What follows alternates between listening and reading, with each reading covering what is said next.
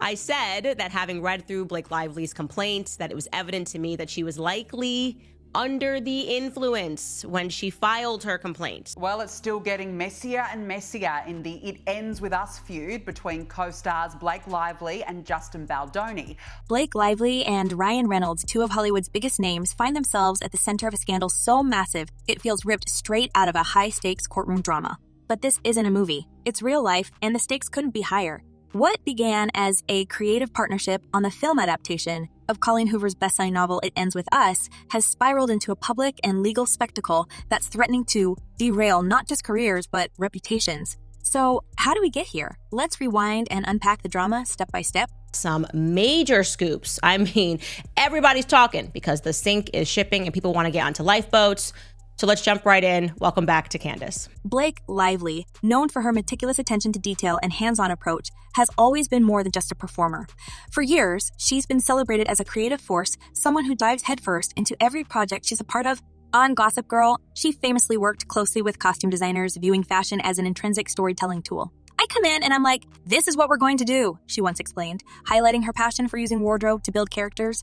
But when she stepped into the role of Lily Bloom for It Ends With Us, her creative instincts may have collided with the visions of others, setting the stage for the chaos that would follow. You're not kidding when you say this is getting messier. The author of that book deleting her Instagram account, another who plays Baldoni's sister in the film, being harassed online. The film, based on Hoover's emotionally charged novel, was supposed to be a triumph. It's a story with depth, tackling serious themes, and resonating with millions of readers worldwide. With Lively leading the cast and Justin Baldoni both starring and directing, expectations were sky high. And let's not forget, Lively's husband, Ryan Reynolds, even contributed to the project. According to Lively, Reynolds rewrote much of a pivotal rooftop scene, infusing it with what she described as authenticity and a female perspective. "Women are people of multitudes," she said, emphasizing the importance of capturing the nuances of her character. On paper, it seemed like a dream team, but behind the scenes, cracks were already forming. Production kicked off with whispers of tension between Lively and Baldoni. Even before the camera started rolling, there were murmurs that the two clashed over creative differences. A source later revealed that the set had effectively split into Team Blake and Team Justin, with their visions for the film diverging completely. Lively, always the perfectionist, reportedly wanted more control over the script, over the costumes, even over the editing process. Baldoni, on the other hand, was said to be focused on maintaining his authority as both the director and a co-star. The power struggle was palpable. And one of the most significant allegations in Baldoni's lawsuit is that Lively sought to gain control over the editing process of the film. This is important. By the time the film wrapped, the tension had spilled into the public eye. During the promotional tour, fans noticed something strange. Baldoni was conspicuously absent from joint interviews and press events. Lively, meanwhile, seemed to be taking the reins, often speaking about the film as though it were entirely her vision. When she revealed that Reynolds had rewritten parts of the screenplay and that she had personally overseen various creative decisions, it raised eyebrows. Was this a collaborative effort or a hostile takeover? Now you have two sides here, right? So Baldoni says this was all an effort to hijack the film to get her way. Lively claims she was the victim of harassment in a hostile work environment. And then there was the marketing. Oh, the marketing. Lively faced a storm of backlash for promoting the film in a way that many fans felt was tone deaf. Instead of highlighting the novel's heavy themes, she appeared to package the movie as a lighthearted romance, complete with floral dresses and upbeat social media posts. Fans were outraged, accusing her of trivializing a story that deeply resonated with survivors of unhealthy relationships. But rather than addressing the criticism head-on, Lively made another controversial move. During the height of the backlash, she pivoted her focus to promoting her personal ventures, tying them into the film's publicity in ways that felt, to many, tone-deaf and opportunistic. Meanwhile, Baldoni stayed largely silent, fueling rumors of a rift. And then, in December 2024, everything exploded.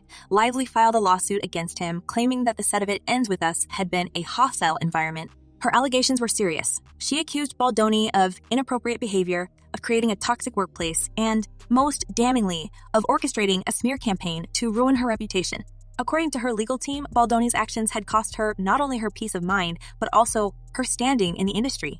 That Justin won't be bullied by Blake Lively and Ryan Reynolds. So his lawyer told us that their recent court filings show how scared they are. But Baldoni wasn't about to take these accusations lying down. Just days later, he fired back with lawsuits of his own. One was aimed at Lively, her husband, and her publicist, accusing them of defamation and civil extortion. Another targeted the New York Times, which had published an article detailing Lively's allegations. Baldoni claimed the piece was a hit job, filled with cherry-picked evidence meant to paint him as a villain. His legal team argued that Lively had manipulated the narrative to divert attention from her own marketing missteps and to wrest creative control of the film's sequel, It Starts With Us. And here's where things get really messy. Baldoni's team began releasing evidence, texts, emails, raw footage from the set, and the picture they painted was far more complicated than either side had let on. In one leaked text, Lively allegedly criticized Baldoni's appearance, suggesting he get a certain cosmetic procedure. In another, Baldoni's crisis PR team discussed scenario planning, brainstorming ways to shift public attention away from Lively's accusations. The emails revealed a web of conflicting agendas, with both camps seemingly more focused on controlling the narrative than on resolving their differences. But yeah, it's just getting super nasty, and it seems like he's not cowering to this attempted gag order. Yeah, I don't really understand Blake Lively's point here. If that wasn't enough, Baldoni's team also unveiled footage from the set that they claimed refuted Lively's allegations. The clip showed the pair rehearsing a slow dancing scene, with Baldoni making what appeared to be unscripted physical gestures. Lively's team argued that the footage corroborated her claims of discomfort and unwanted behavior, while Baldoni's camp insisted it was all part of the scene. The footage became a Rorschach test. Depending on who you believed, it either vindicated Baldoni or validated Lively. Creepy Baldoni. Getting close to her, obviously making small chatter not in character so as not to make the scene, which didn't require dialogue, awkward. As the lawsuits piled up, public opinion began to shift. Initially, many rallied behind Lively, praising her for speaking out and taking a stand. But as more evidence surfaced, sympathy for Baldoni grew. His legal team painted him as a victim of a calculated smear campaign, a man whose career had been destroyed by unverified allegations. They pointed to timing of Lively's lawsuit, which coincided with the backlash to her marketing campaign, as evidence that she was trying to deflect criticism. And let's not forget the role of social media. Lively's online presence, once her greatest strength, became a liability. Critics accused her of being out of touch, pointing to her self-promotion during the film's press tour as proof. Meanwhile, Baldoni supporters argued that he had been unfairly vilified, his silence misinterpreted as guilt. The public, it seemed, couldn't decide who to believe. As the new year began, the drama only escalated. Baldoni filed a massive lawsuit demanding hundreds of millions in damages, claiming that Lively and Reynolds had colluded to sabotage his career and wrest control of the film franchise. Lively's team, in turn, accused Baldoni of continuing to retaliate against her for speaking out. Both sides accused the other of weaponizing the media, and the courtroom battles became as much about public perception as they were about legal outcomes. Right. Use this tool of a lawsuit or whatever to get it into the public atmosphere, and now you're not going to allow me the chance to respond in the same avenue? You know what I mean? Yeah. What's clear is that this isn't just a legal feud. It's a full-blown cultural moment. Lively and Baldoni's battle is forcing Hollywood to confront uncomfortable questions about power dynamics, accountability, and the role of social media in shaping narratives. At the same time, it's a cautionary tale about the danger of letting personal grievances play out on a public stage. So where does this leave us? With lawsuits flying, reputations on the line, and no clear end in sight, one thing is certain. The drama isn't going away anytime soon. And as both sides dig in their heels, the question remains, who will come out on top? Or will this legal war leave everyone involved worse off than when it began? Stay tuned, because this story is far from over. But this is such a interpretation of perspective, because I watched the footage, and I'm sure we all have, and, you know, it's very easy to argue. The courtroom drama between Blake Lively, Ryan Reynolds, and Justin Baldoni has only continued to spiral into uncharted territory, with both sides taking unprecedented steps to publicly defend their reputations while tearing down the other. If you thought this feud couldn't get any messier, buckle up, because the twists and turns keep coming. With every new piece of evidence, every leaked document, and every public statement, the stakes are getting higher and fallout is becoming harder to ignore. At this point, it's not just about who's right or wrong. It's about who survives the fallout. I think this was a very dicey move, because I think this very much opens up interpretation to what Blake Lively is saying was uncomfortable, and the key word here, unwelcomed. Let's dive into what went down next, because this story has reached a level of chaos that no one saw coming. After Blake Lively's initial lawsuit and Justin Baldoni's explosive counter, the legal battle quickly turned into a game of chess, with each side making calculated moves to outwit the other. Baldoni's strategy became clear when his legal team, led by the formidable Brian Friedman, turned to the power of public perception. Friedman didn't just file court documents. He launched a full-scale media blitz, creating a website packed with evidence to counter Lively's claims. It was bold, it was risky, and it worked, at least partially. The website became a central piece of Baldoni's defense, offering timelines, text exchanges, and even raw videos from the set of It Ends With Us. One of the most talked about clips was from a critical scene in the movie. Baldoni's team claimed it showed professional behavior, while Lively's lawyers argued it was proof of her discomfort. The video went viral, sparking a heated debate online. Was Baldoni the victim of a calculated smear campaign, or was Lively finally exposing the toxicity she endured on set? Social media turned into a battleground, with fans dissecting every frame of the footage, every word of the texts, and every nuance of the evidence. Think about it. How often does a legal case spill out so publicly that it feels like a reality show playing out in real time? Look at this scene that was captured on tape. You'll see there's nothing nefarious going on. She says this actually proves her point. There's an argument that she is hiding her discomfort with what he's saying and doing, and she's just trying to finish the scene like any kind of professional. Which way you take it, which way you perceive it, again, that'll be up to a jury or the fact finder. But the controversy didn't stop there. Friedman argued that the footage, along with other pieces of evidence, painted a clear picture. Lively was allegedly leveraging her accusations to gain control over the sequel, It Starts With Us. Baldoni's team pointed to specific moments during production where they claimed Lively pushed boundaries, overstepped her role, and made demands that went beyond her position as an actress. For instance, they alleged that she brought in her own stylist, scrapping the wardrobe already purchased for the film, and racking up an additional $500,000 in costs. They also claimed she insisted on hiring an editor with little to no experience in feature films, someone whose credentials were limited to working on music videos. They say Friedman may even be violating the New York rules of professional conduct for lawyers by doing all this. Quote, his conduct threatens to and will materially prejudice both the Lively case and the Wayfarer case by tainting the jury pool, because his statements are deliberately aimed at undermining the character, credibility, and reputation of numerous relevant parties. And then there was the infamous incident involving the film's rough cut. According to court filings, Lively allegedly took an unfinished version of the movie without permission and brought it to a fan event. This wasn't just an impulsive decision. This was a direct violation of studio protocols. The rough cut could have easily been leaked, putting the entire production at risk. It was, as Baldoni's team described it, a reckless move that signaled an alarming lack of respect for the collaborative nature of filmmaking. But Lively's camp painted a very different picture. They argued that her actions were driven by passion, by her desire to connect with the fans and showcase the project she had poured her heart into. In their eyes, it was Baldoni who had created the hostile environment, forcing Lively to take matters into her own hands. And that also, they say, includes us responding in the public to the montage dancing video that we put out. Why? Because, quote, the Lively Party's counsel publicly described the contents of video footage relating to Miss Lively's allegations as damning. Their statement continued, any woman who's been inappropriately touched in the workplace will recognize Miss Lively's discomfort.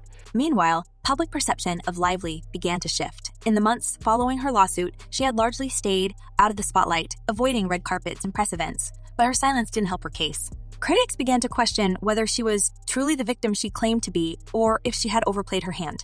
The backlash only intensified when old interviews resurfaced, showing Lively speaking about her creative control over It Ends With Us.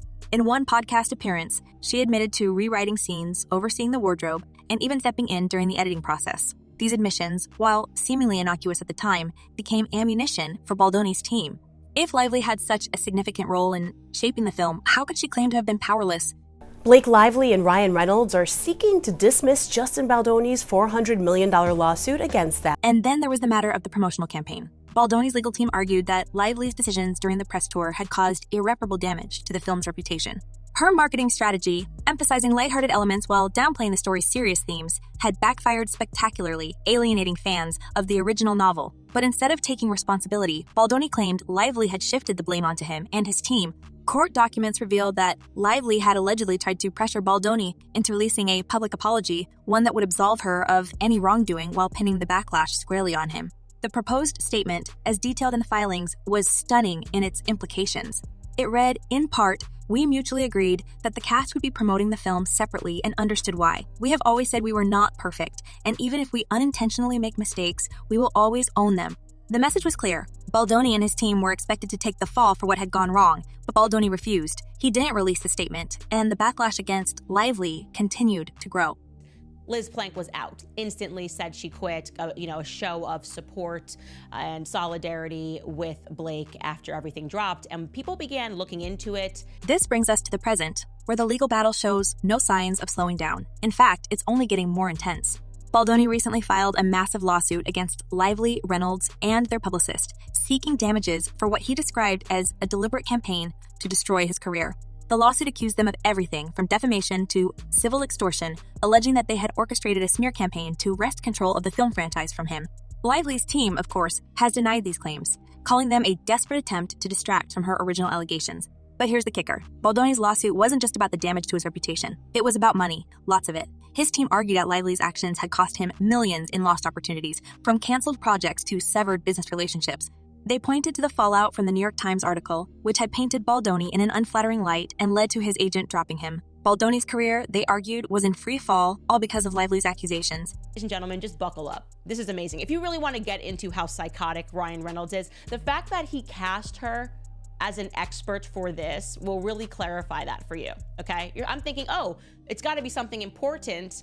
No, she appeared as an expert to deliver to audiences what the definition of a bromance is. And yet, the public remains divided. On one hand, you have those who believe Lively's story, who see her as a brave woman standing up against injustice. On the other, you have Baldoni's supporters, who argue that he's been unfairly targeted, his career destroyed by unverified allegations.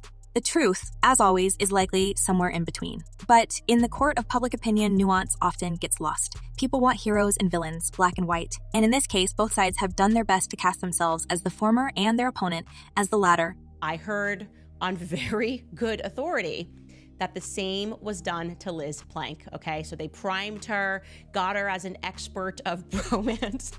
Sorry, serious expert of bromances, put her on the show. She's a perfect candidate, she's a feminist. And then they tried to pull the Me Too button. She instantly took their side, jumped off of the podcast with him, made a statement. So what happens next? With the trial set for 2026, there's still plenty of time for more revelations, more evidence, and more drama. Both sides are digging in their heels, preparing for what promises to be one of the most explosive legal battles Hollywood has ever seen. And as the world watches, one question looms large. Who will come out on top? Will Lively's allegations hold up in court, or will Baldoni's defense prove too strong to overcome? Let's hear your thoughts in the comments. And if you're here for more celebrity drama and explosive scandals, don't forget to like, subscribe, and hit that notification bell. See you in the next one.